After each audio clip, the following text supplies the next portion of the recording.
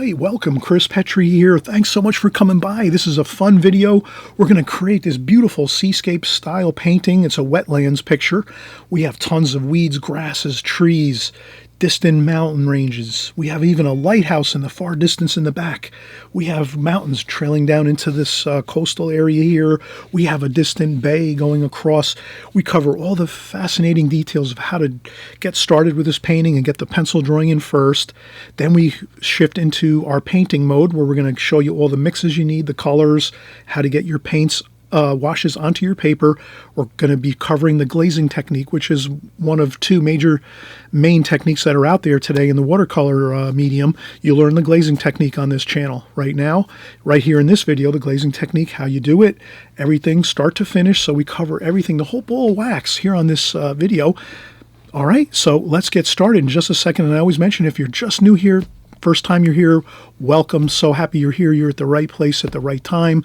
So let's get started. And again, if you always want to just hit the subscribe button on the right-hand side below, that means you won't lose me just in case you get busy or you have to do something and you have to leave your computer. At least you'll have me saved. And then this way, the next time you open up YouTube, you'll see my videos coming in. I'm usually making 2-3 videos a week, so you'll see my new videos coming in. You'll be able to watch, paint along with the paintings you want to. Some of the paintings you might just want to watch. You learn a lot just from watching. Over the years, I've been watching hundreds and hundreds and hundreds of videos on YouTube, hundreds of videos on DVDs. I'm constantly watching YouTube and have my own DVD collection.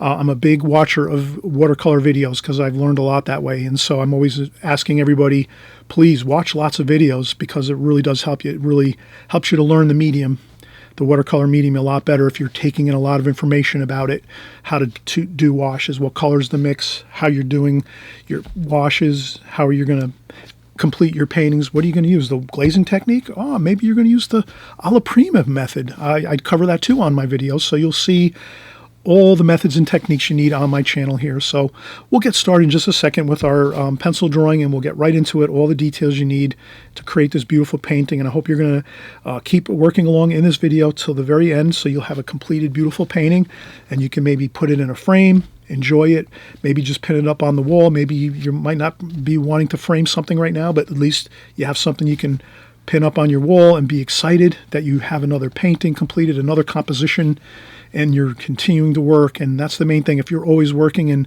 just moving one to the next, painting and composition with your watercolors, you're going to get better and you're going to be happy about it. All right, so we'll get started in just a second. All right, so we just saw the finished painting. Let's get started here. We're going to kind of just start right from where we get our painting laid out on our paper. So I have some this is Arches satin paper. So this is that real smooth finished paper, satin, Arches satin paper. It's got the pink cover on it.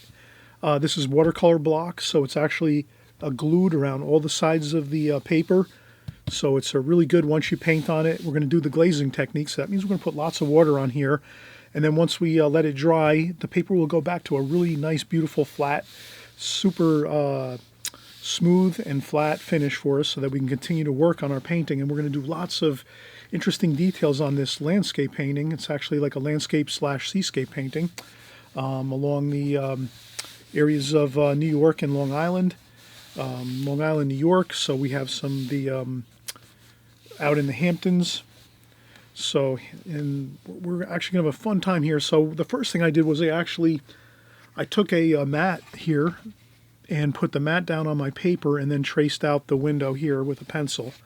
And then I got that rectangle light pencil sketch in, so I make sure I'm kind of like seeing where I'm at as far as if I want to frame this painting and it comes out really good, I want to make sure I'm kind of covered and I have plenty of painting to, you know, work with so that I can move my mat around and then set it just in the right spot. So there I have my pencil lines, and now I can just lift up these pencil lines that we made for the mat there.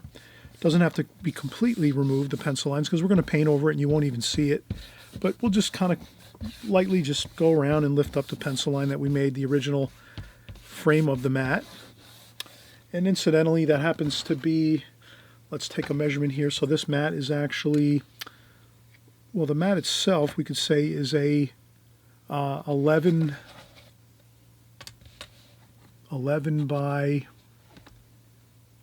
12, 13, 14. So this is an 11 by 14, and we can always flip the mat over and then just put on the back so we know for next time 11 by 14. So the next time I use this mat, I can just flip it over and say, oh, this is 11 by 14 mat.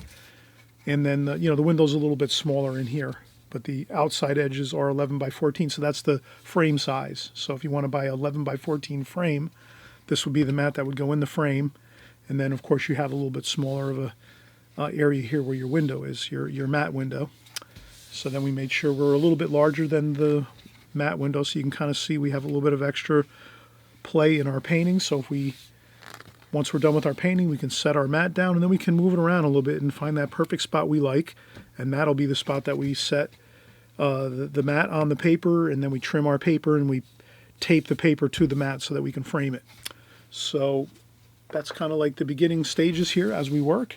And then now we're going to get into the layout of our painting. And again, we're doing a beautiful, there's kind of like wetlands. So this is like a wetland scene. There's some marshes, and there's some low hills and tree lines, and there's some beautiful distant tree lines and civilization going on along this waterway here. So first thing I'm going to do is just notice, and what I'd like you to do is please work from my finished painting. So in the beginning of the video, I show you my finished painting, and then obviously as we work through the painting, you'll see at the end of the video, you'll see the finished painting as well. So either the beginning or the end of the video, you can kind of pause the video and you can work from that. There's a lot of great ways people can do that. I've seen some people work in my workshops with my paintings, and what they do is they have like their phone, or they have a iPad, which is a larger kind of screen, and then they just pause on whatever part of the video they want where the finished painting is, and then they just set that up on by their table, and they work from that finished painting. So all you have to do really is just hit pause on your phone or your iPad, and then you can work from my finished painting. And now if you want to watch this video at the same time you're painting, all you would need is really a secondary computer or laptop or iPad, and then as well as a phone. So let's say, for instance, you have an iPad or a home computer and you have a phone. Then you would take maybe your phone or your iPad, and you would use one of those, hit pause on the finished painting, and use that as your reference material. And then you'd watch my video along as we're painting on whatever device you feel like you want to do. Like, so you might use your phone to hit pause and have the picture of my finished painting on your phone, and you can set your phone up across on the table, and then you can have your laptop or your home computer running as we're doing the video, and we can work along together as we go. So you can always have your finished painting set up with you on a phone, and then you have your laptop or your home computer or your iPad with the video running as we're going right now at real time. And then this way you can kind of have everything at one time simultaneously working for you. For me, there's not much room here on my table to really start putting pictures. Once in a while I will do it, but right now we're doing a little bit of a larger painting here. So you can see we're doing an 11 by 14 essentially of a painting, and then I have to get my palette in here so you can see me working with all the colors. So for me to start trying to put in another picture of the painting, that's really difficult. So if you can imagine, all you have to do is really, again, is kind of follow along with the ideas that I just kind of shared with you, with maybe incorporating your phone with a computer or your iPad with a computer, or, you can even, maybe if you have a printer, you can print a picture of the finished painting on a printer paper and then put that up by your table, and then work along on the computer or your phone or your iPad, whatever you have. I don't know exactly how each of you have your own setups, how you work with my videos, the different things you do, setups, as far as working along with our videos here as we go. But I know you will come to the point where you'll be creative, you'll figure out a way to do it. And I can't always put the pictures on this screen because I only have so much space here. I have a 11 by 14 sheet of paper, and then I have a palette here. For me to start putting another painting over here or a picture of the painting, that's really difficult. Then I don't have much room to work. So I need room to work. I'm sorry if that kind of is difficult for you to work along with me, but maybe you can come up with an alternative process that you can figure out that'll work so that we all can be kind of on the same page and working along together. But I know you'll figure it out. Everyone out there, I know you're smart, you're savvy, you'll be able to figure things out as we go. But I do need a little more room on this picture because it is larger. It's an 11 by 14 painting. And that means I have to really use most of my available space here on my camera to do the painting as well as have my palette on here. Okay? All right, so let's get started now. We said we were going to do this wetlands type picture, marshes and weeds and grasses and little bits of light from the sky reflecting in the water. We're going to make this we'll make the distant mountains and distant shoreline a little bit below the halfway point. So if you wanted to, when you're figuring out your halfway point on your paper, you can take a ruler and set it up on your paper and say, okay, what is this space between here? 9 inches from top to bottom of our picture space here. And we could do this. We could go around with our pencil.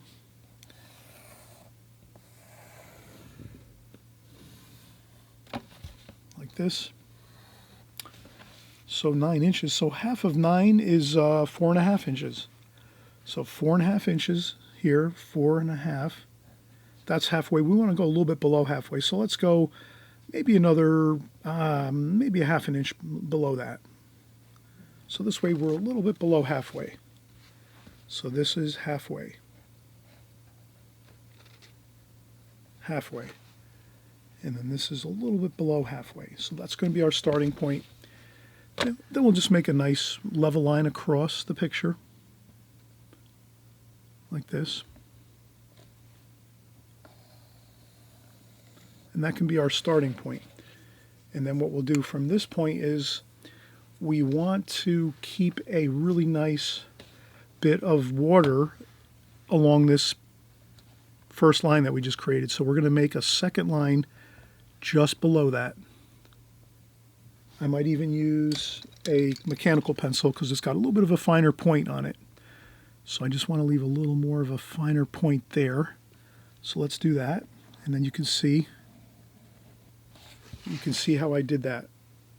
I have 2 lines right next to each other, and they're very, very close together, but there is a little bit of a white space in between those 2 lines, and that's important. We want to leave that for our water.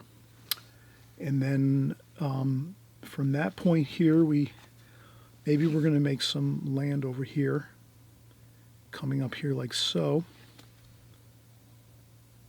like that. So there's sort of like a hill that runs alongside the marshes and the wetlands here, and it goes right down into the water like that.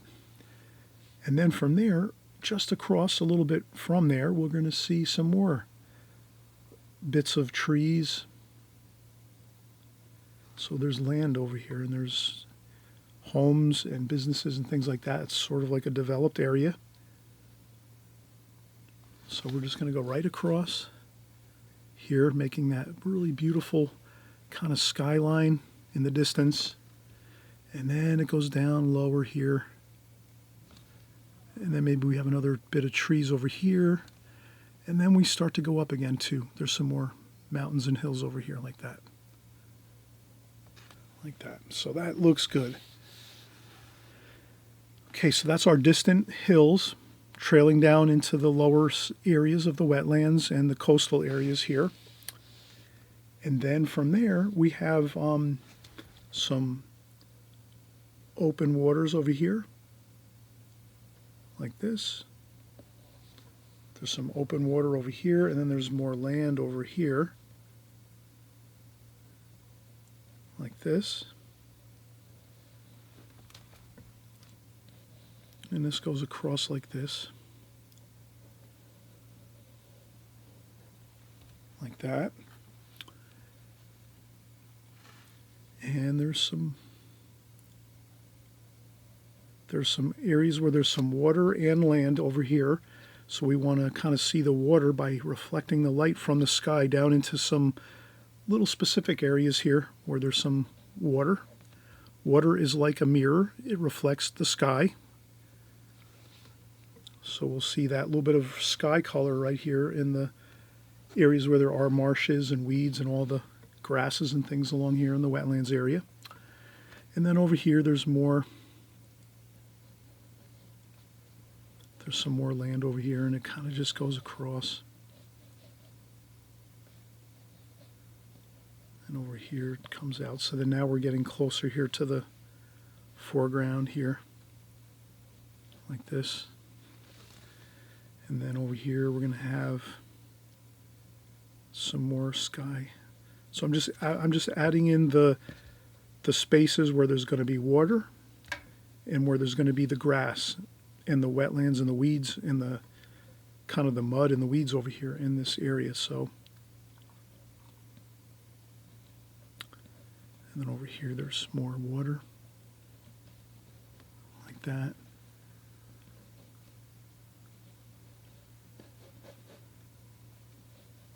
Like that. And then you can put a W for water. Wherever you think there's water, put a W there. You can always erase that. So we're going to put water, water. There's a little bit of, and then this over here is water, W, W, W,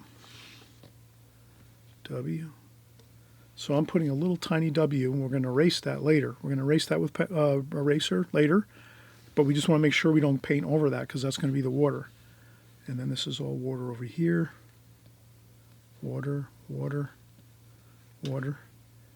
And then we have some grass and weeds over here in the foreground, like this, like that. There we go.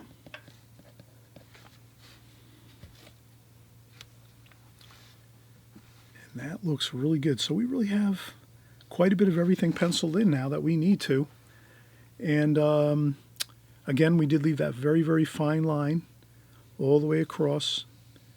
That's going to be the water line that goes all the way across the picture.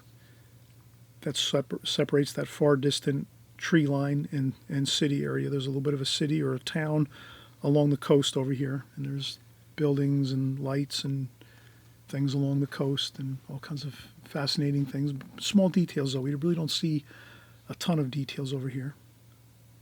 There might be a tower over there or a lighthouse.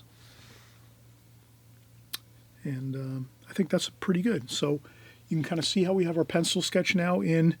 We put W's where we have water so that we don't paint over those areas. We'll leave those white paper. And actually, we'll actually paint the sky colors right into those areas. But we might wait on that because we want to paint the darks in first. And this way we can erase those W's before we paint in the sky color. So the most important thing right now is let's get the sky wash in. We're doing the glazing technique here. So the main part of what we're doing here is the glazing technique. We're going to get a beautiful sky in here.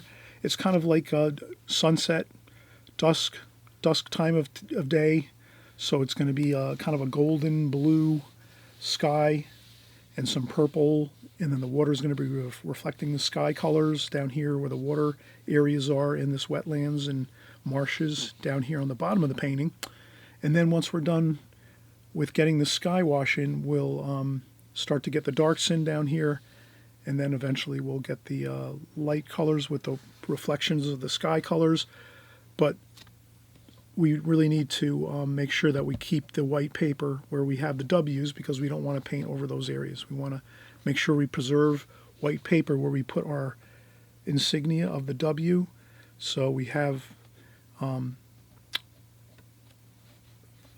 the proper composition that we're doing. If we just were to start painting and we didn't really have our clear in our mind where the water is and where the land is, that could be a problem. If you have the painting in front of you and you do manage to get the painting in front of you on a phone or an iPad or a computer, this way you're able to kind of see the finished painting. You might be able to bypass doing the W's on the white paper, and you can maybe just paint the whole wash of the glazing sky color all the way across the whole paper.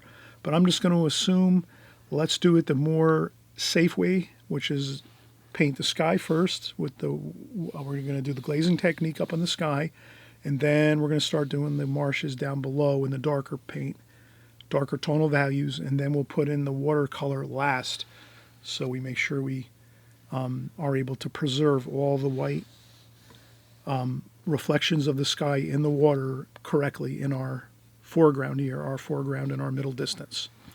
Okay, so that's a lot to think about.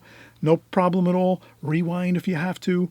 And I'll also kind of go over the process again as we go, as we paint, but we're going to be painting now in just a second or two. I'll take a quick break. We'll get our colors mixed up, what we need for our sky colors in the water. And then once we do that, we'll be able to just get in and start doing some glazing and some washes, and then we'll be well underway. Okay, so we'll be right back in just a second. Okay, we are back, and we're going to start getting our glazings on. I'm going to use my Simmons flat brush here. So this is a 3/4 inch white sable Robert Simmons, series number 721. And what I'll do is I'll take some fresh clean water and I'll just wet the paper up here on the sky.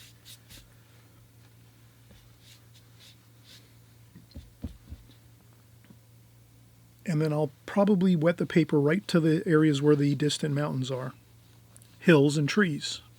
And that's about it. I'm going to leave it there. So basically I just dampen the paper. I didn't flood the paper too much. I just dampen the paper with some fresh clean water. And then what we'll do is, as that's starting to soak into the paper, usually I'll add a little bit of more fresh clean water up at the top of the page, just like that. And then I'll go in and we'll get our colors mixed up here. So let's do raw sienna and a good amount of raw sienna and a little bit of green. I'm not sure about that green. Let me start over again. Let me do this. Paper towels, raw sienna. I don't want to use green actually. Let me use cerulean blue up here, like this. This is going to be the top of the sky, more of a blue, and the bottom of the sky. And the raw sienna is also incorporated into that. And we'll also add maybe a little bit of purple too. Too much purple though. Let's just add a little bit of purple so we blot up a little bit there. Just like that, but we're going to make sure we have plenty of raw sienna over here, like that. Cerulean blue over here, maybe a little bit of cobalt blue too. Let's do some cobalt blue. So we're going to have a mixture of cerulean blue, cobalt blue, and we have plenty of raw sienna here, like that, and a little bit of purple. And that's our sky color. So let's start out by, we've already wet the paper up here, and remember, this is the fun part. You just get some of that color on the sky and just start moving it across like this, long sweeps of your brush across like that, across the whole page. And then you take some blue along the bottom here, mix in some blue, mix it up, the blue up top too. So you're kind of going to take the whole, little bit of purple too. So I'm going to take some of that purple and mix it up in the sky up top. Down here at the bottom, right across where the tree line is over here in the hills going down into the water. And there you have it. And then you can just add a little bit of movement to it. So maybe you do a little bit of this so it looks a little interesting, like that. Maybe you lift up a little bit of paint if there's too much water on the paper. But that looks really good. So this is the fun about watercolor, is sometimes you get to have lots of breaks.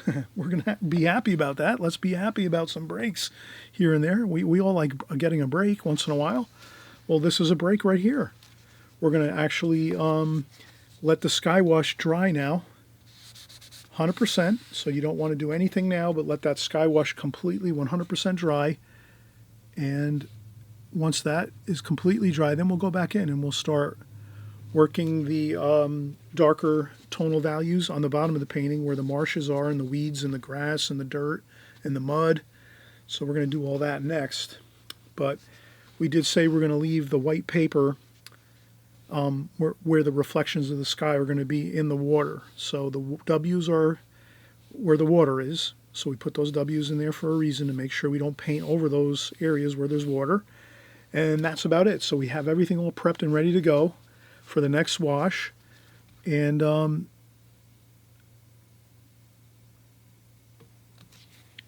we'll get started in just a second. Let me get this little bit over here.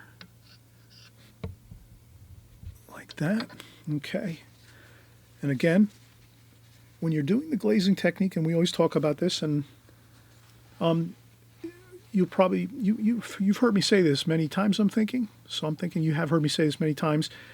The key to glazing, the glazing technique, is letting everything dry. Once you get that first wash on, let it dry 100%. Please don't try to go back in and start working along the ocean here, where the hills meet the ocean water and the marshes and all that, because that's going to be difficult and cause problems. So now that you have that first beautiful wash on where the sky is, right down to the horizon line of the water and the hills in the distance here, that's when you just have to walk away and let this dry 100%. If you have a blow dryer, you can blow dry this off in like 5 minutes. Or if you have to wait, maybe you might have to wait an hour or two before this all dries and the paper becomes flat again. Right now my paper is buckled like this, so my paper is kind of buckled like so.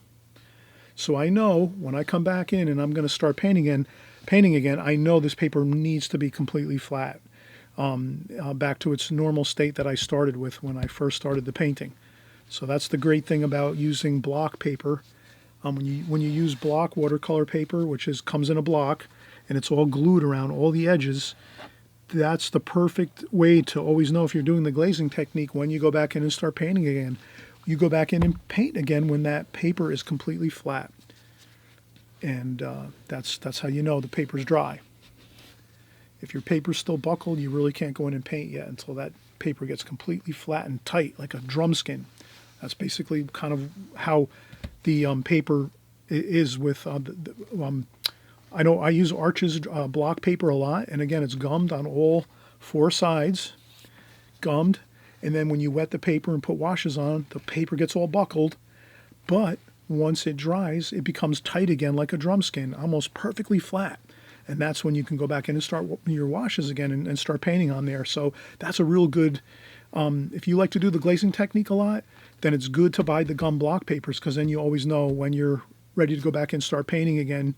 You can tell just if the paper's flat and tight, bam, you can go in there and start painting again. If the paper's still buckled, and you have to wait until that buckling goes away and the paper dries. So that's a perfect way, kind of like a little bit of like an egg timer, or if you set your alarm or something, or you do a stopwatch, it kind of works the same way. It kind of has its own stopwatch or alarm on your paper when you're using the gummed block paper, the gummed pads. That's really a big help to use this. I like using these a lot, these gum pads anyway. But all right, so let's take a quick break, and then we'll come back, and once this again is 100% dry, we'll start working on our darker darks here in the bottom of the painting, the marshes, the weeds, the grasses. And then eventually at the end of the painting, we'll go in and do the paint for the colors of the water, which will be reflections of these sky colors. And then before we do that, we'll erase those W's. Okay? All right, so that's the game plan, and we'll be right back. And I always mention, if you haven't subscribed, oh my gosh, please subscribe on the right-hand side below. It's real simple. So when you subscribe, all it does is basically, each time I make a new video, you'll be alerted on your YouTube channel. So when you open up YouTube the next time, whenever it is, you'll just say, oh wow, you'll see my video on your YouTube channel in your on the right-hand side of your screen, and it'll say, Chris has made a new video. So this way you can jump in and start painting with us again and working with us again. And, this way you don't lose us either, too, here on my channel. I know some people, you might stop by for the first time, and welcome if it is your first time here stopping by to paint along with me.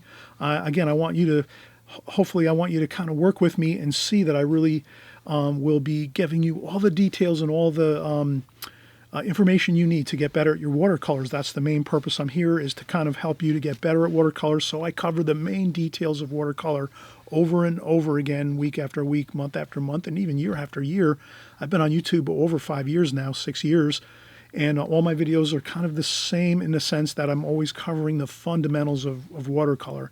So if you've been painting with me 1, 2, or 3 years, by that time, if you're following me on a weekly basis or even every other week, you'll basically have all the fundamentals that you need for watercolor. You'll have them memorized and you'll be understanding them, 100%, and you'll be using those techniques and methods in your watercolors, and you'll be getting really good results.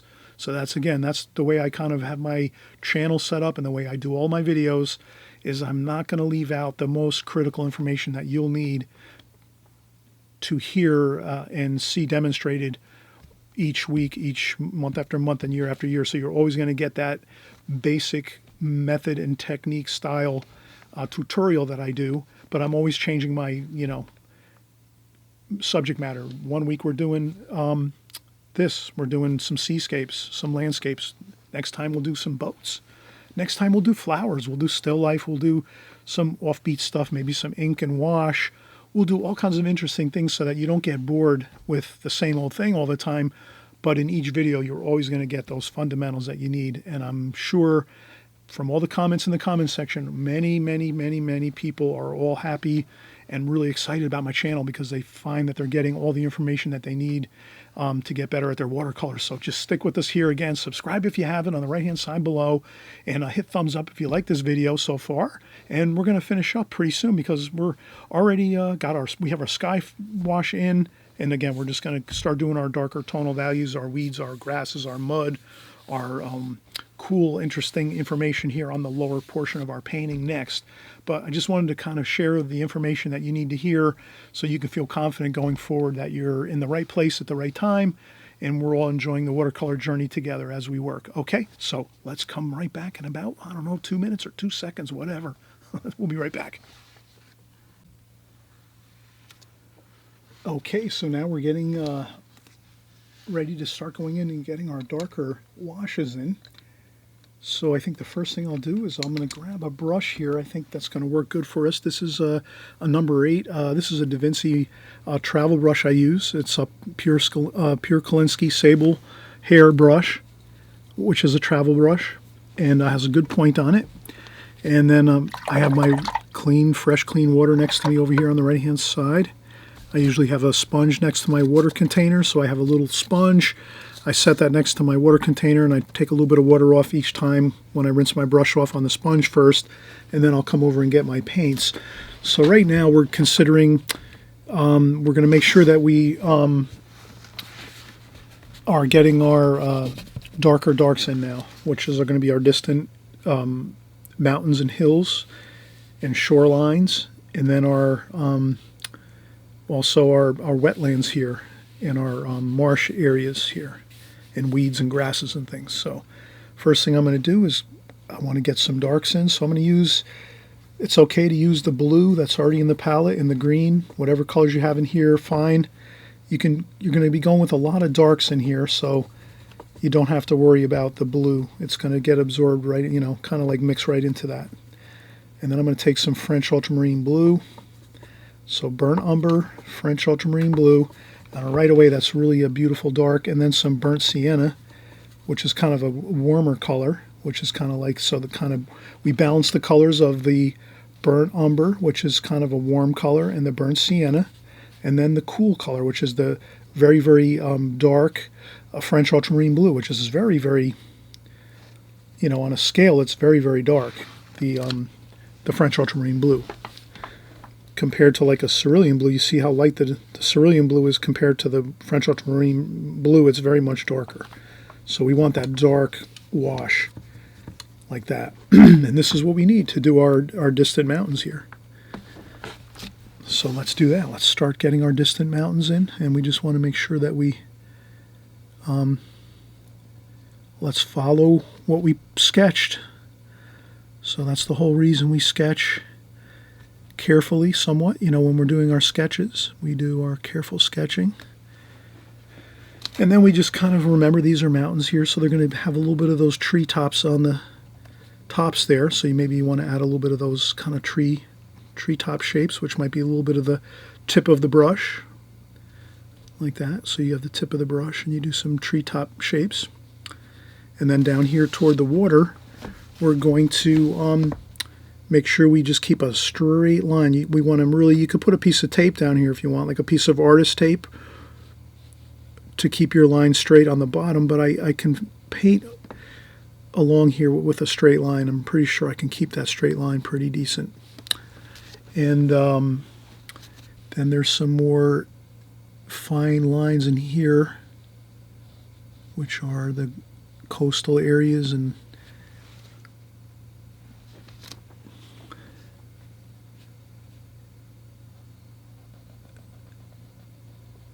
so I'm going to go right across here and try to get that one line I see all the way across.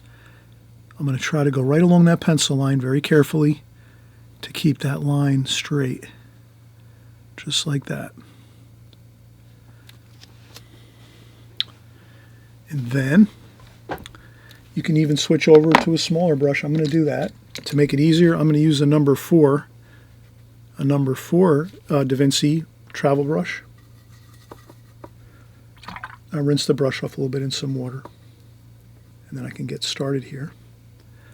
And that's what I'll do. I'll come over here, and now I'll do some of these distant hills, and it makes it easier if I use a very, very small brush like this, because if you can see the difference between the sizes in the brushes here, if you're trying to do a really fine bit of lines and distant mountains over here, you're probably going to be better off going with a smaller brush. It'll give you a little more control so that you don't start painting over lines that you don't want to. We're trying to preserve that very, very fine white line along here, which signifies some water in between these two areas, which really looks great.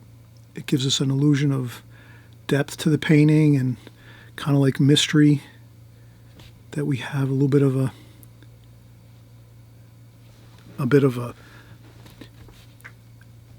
area of water. It might be a bay or something like that, or an inlet. And then you can add some treetops over here like so. But the main thing is to keep that white line there the whole way across, if you can. If you lose the line, maybe in a spot or two, don't worry about it. But you can kind of see how I've kept that line pretty much the whole way. I might have went over it a few spots. I did a little bit. You can also take a little bit of white paint at the end of the painting. We'll show you how you can use a little bit of white paint to recapture that white line across here, which again represents like an inlet or like a bit of a bay area along this distant mountain range here that we're painting. So you can see how good that looks, though. That really gives us some beautiful three-dimensional quality in our painting right now as we're going. And that looks really good. So we are going along really nicely. Let's switch back to our number 8 brush, because we're sort of getting into some larger areas now over here. So since we're going to be in some larger areas of darks, we can use a larger brush. That seems to be a better plan of action. So we'll do that. We'll use some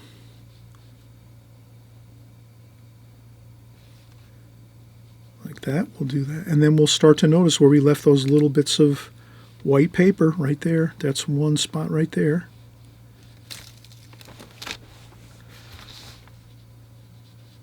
Like that. And there we have another spot that we left white paper. Right along here, the whole way across. Like this. We left this all white paper right along here. And there too.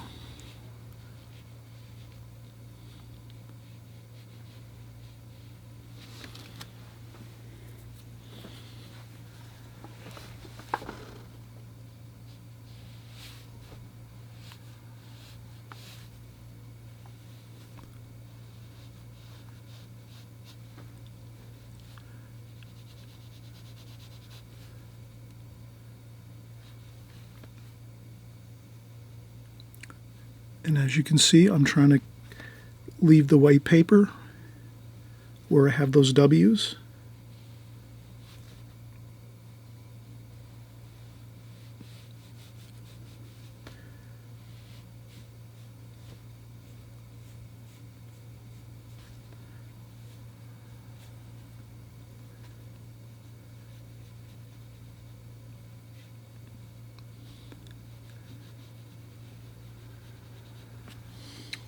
And I'll go back in and get some more color, some more paint, which is our French ultramarine blue, burnt umber, burnt sienna, like that. And you can kind of see I'm really building in the beautiful darks of the foreground here, leaving those whites of the paper, which we said we have to leave those in there, otherwise we're really going to be in trouble if we don't have those in there.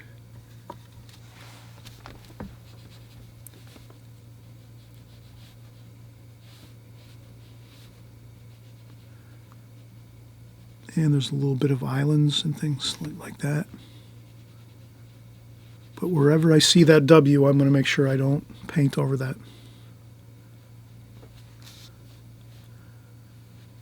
And then over here, same thing. There's water over here.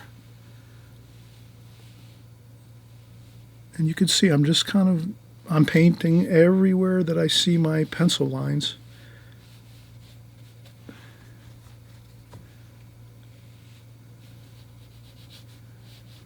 And we will go over with more details eventually. But right now we're just trying to block in those darks that we see in the painting. Like that. And that looks really good. We have some really nice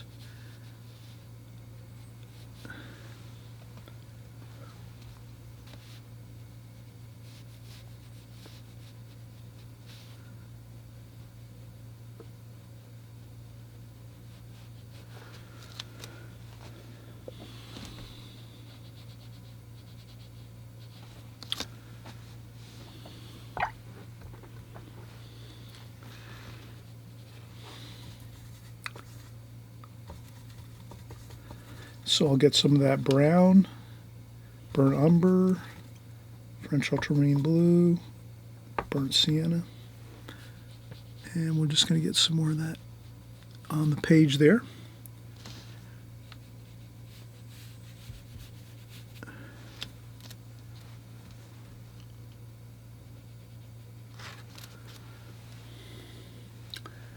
And that is looking good. I think everybody, we are coming along really nicely here. I think we have it.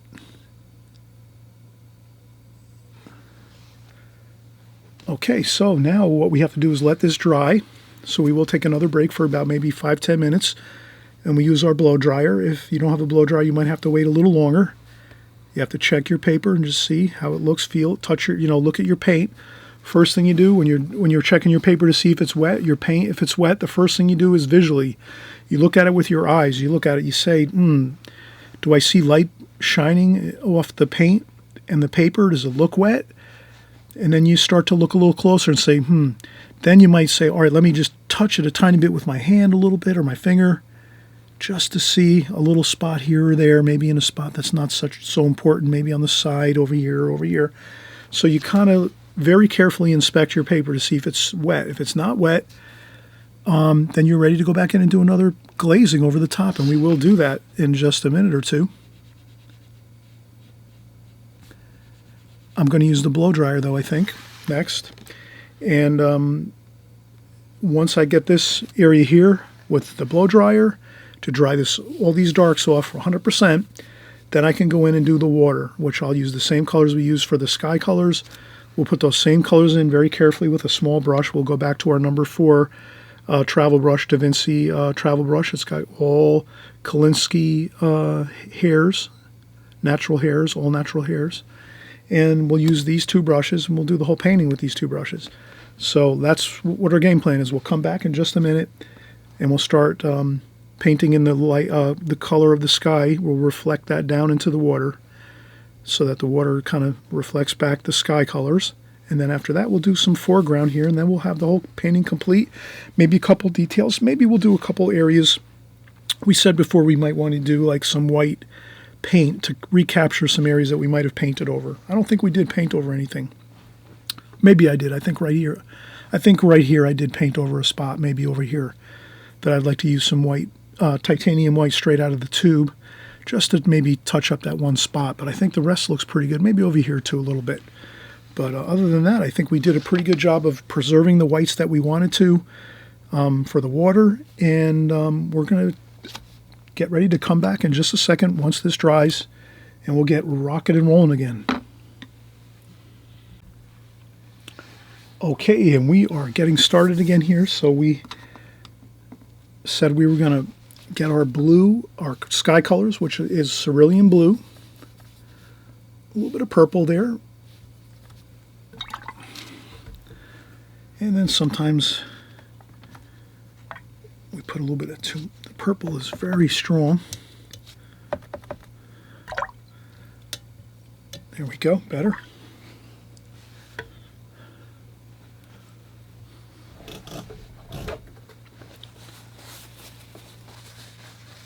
Okay, so then after that we have some colors mixed here. And then some raw sienna there. And I think that'll be good. We'll start to get our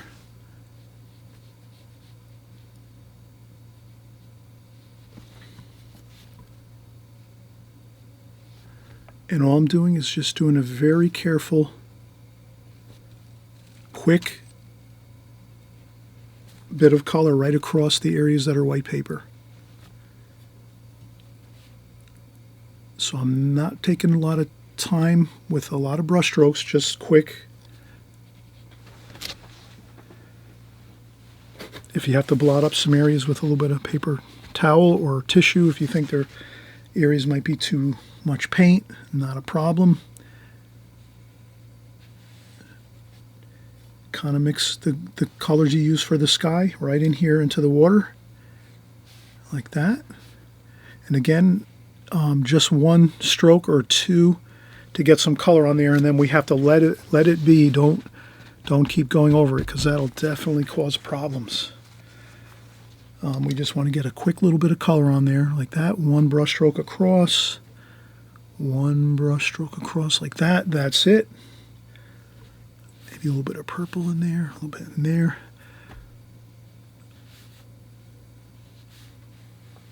Just like that, one brush stroke across. Good. That's all you need there. Then you can go to your larger brush if you want. Down here we can go with a larger brush. Same thing, sky colors. A little bit of blue.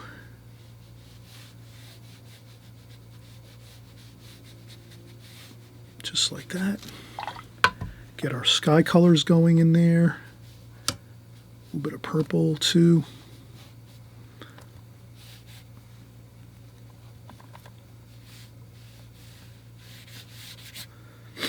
Like that, and then we are all set. And again, since we are doing the glazing technique, as you see here, this is where you're going to have, let's let this dry again. We can't paint over this now. We have to wait until this all dries, and then we can go over with some more details, which we'll do some weeds and things like that and grasses, and that'll kind of finish everything perfectly.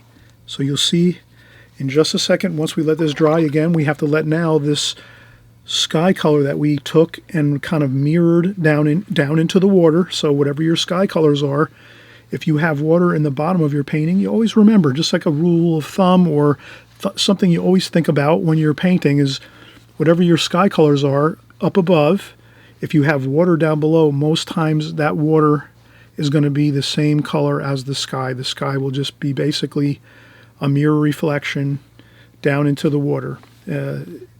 Main thing is you're always following what you see, though. So if you're working from photographs, or if you're working outdoors, or working from paintings, whatever you're working with, always carefully study and kind of see before you go in and paint, let's say, your watercolor that you have for your, like, so if we're painting like the bay here and some marshes and things, I'm looking at my reference, which is an older painting I did a while back.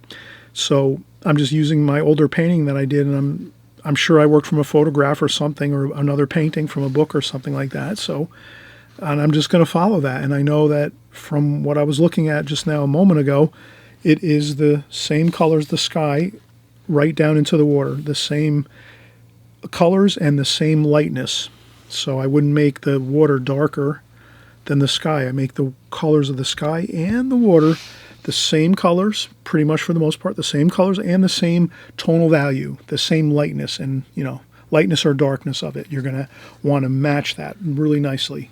And if you do that, that really will look very pleasant, very pleasing, and that will really look fantastic in your painting.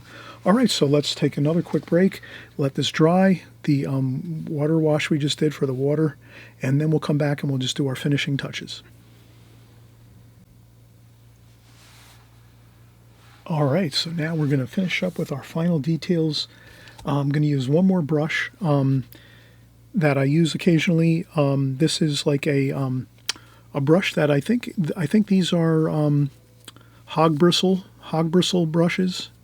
The hair on the brushes are very, very dry and coarse, and these make for great grasses and weeds and things like that. So we're going to use this. So I'm going to take that, wet the hairs of the brush in my water container, and then I'm going to come over here into this colors that we mixed before. We'll use the same colors again: burnt umber, French ultramarine blue, burnt sienna, maybe a little bit of green now. As we get a little closer to the shoreline here, we're going to have a little more green in there. Okay, so what we'll do is we'll take those colors, mix them up really well. Then we might just take a little bit of the tissue and dry off a little bit of the brush, just so that we can sort of see how, start off a little bit with less water than too much water, and then I see, yes, this looks good, and look at how good that looks. We can start getting in our grasses and things over here. So this is the foreground. So in the foreground you see those details.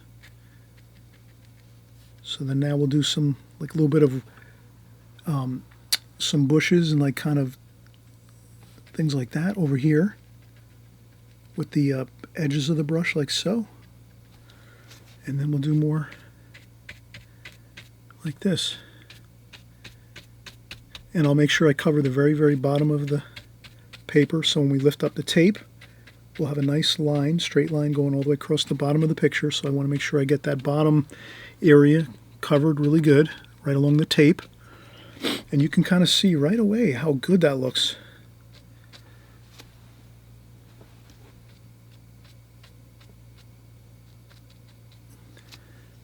Now, we'll take this same brush and we'll dry it off again on the tissue, and we'll kind of like we'll take the brush and take the bristles and make them really, we'll kind of fan out the brush a little bit like this. And then we'll see if we can get some more, just little indications of some weeds and things like that over here. Here and there, just a little bit. Doesn't have to be perfect. Just in some spots here and there. Careful, keep an eye on how you do it, but you don't want to do these details much beyond this point here across right here, because once we're in the far distance over here, you won't see those details.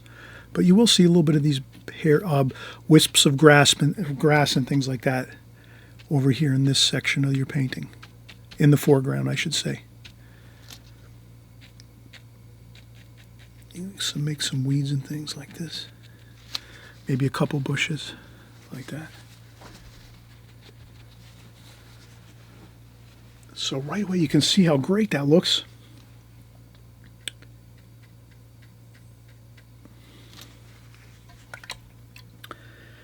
And then once you have that completed,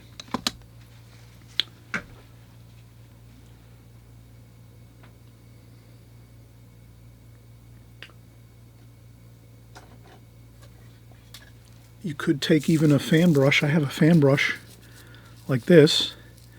This one is a little more exacting, so you can kind of see how this is really jagged and not much control with that. I can get the good bits of, I can get some really nice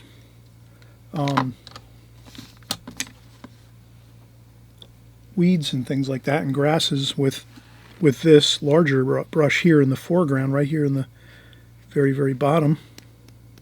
I'll do a couple splashes too. But then once we get over here, this fan brush that I have, which I've had a long time, this one can get a little more careful details. So I can get a little more careful detail with this. I have a little more control with this fan brush here. You can even do some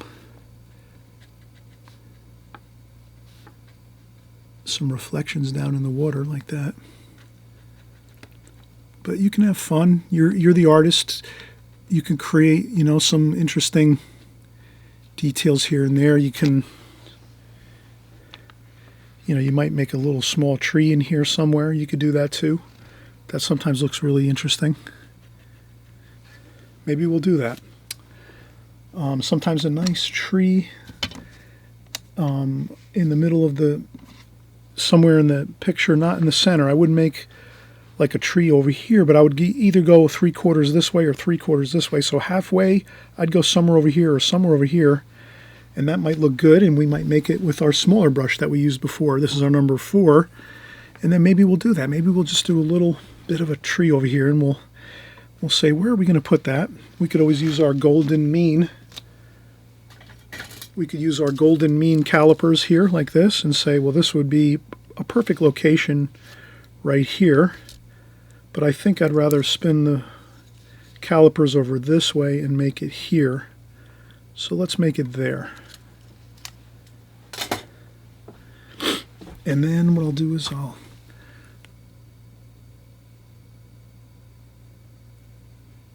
make it go down as if it's in the foreground over here. And then I'm going to take my brush and hold it right at the end like this.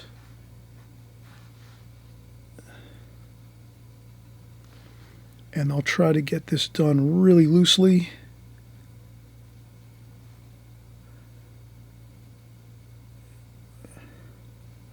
Like so. Not a lot. I don't want to go with too much here. That's good. Just like that. Perfect. We don't want to go too much. Then we can take our needlepoint brush. And I use my needlepoint brush all the time for the very, very fine. And that just makes it a perfect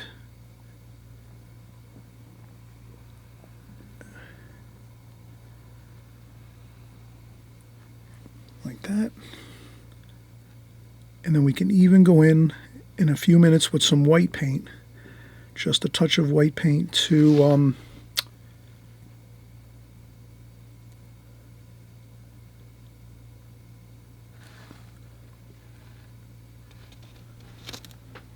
but I think that looks good, and I might just take one branch and go this way and a few others like that.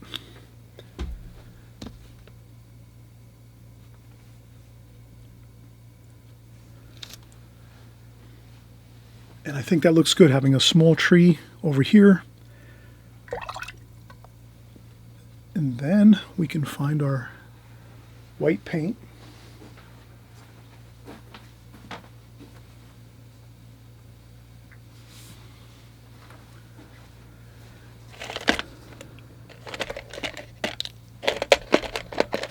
Okay, I had to look around a little bit. Now I found my titanium white paint. So I'll take my titanium white paint, open it up,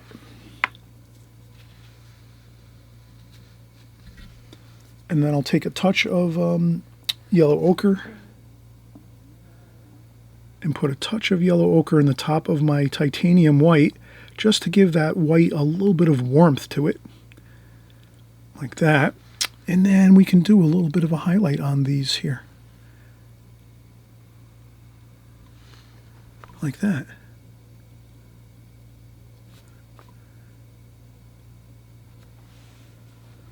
And if you add a couple highlights to your branches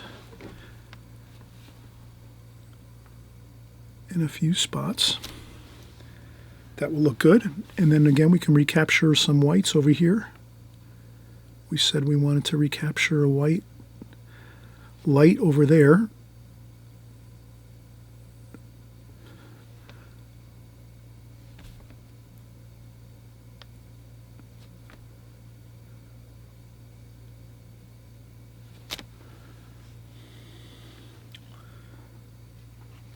that looks good. So already you can kind of see we've added some highlights to our foreground here with our tree, our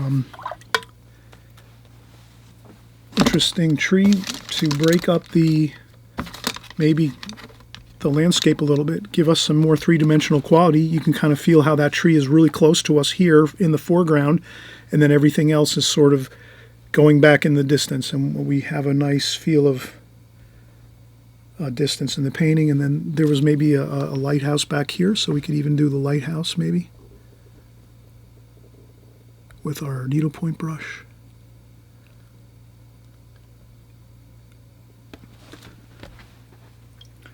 That might be a lighthouse in the distance. You can dab it up. Once you add a little bit of paint, you can dab it up just quickly.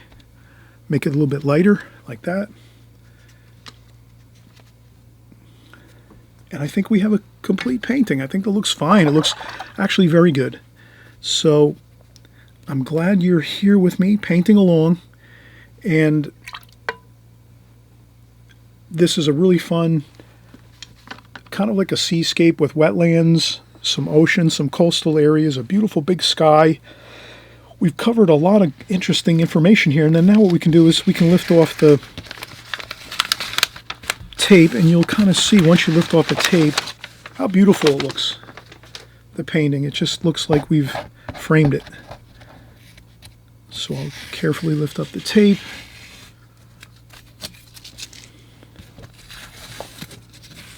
Like that.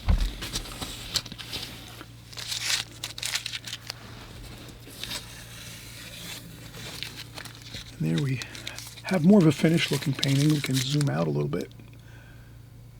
Like that. There we go.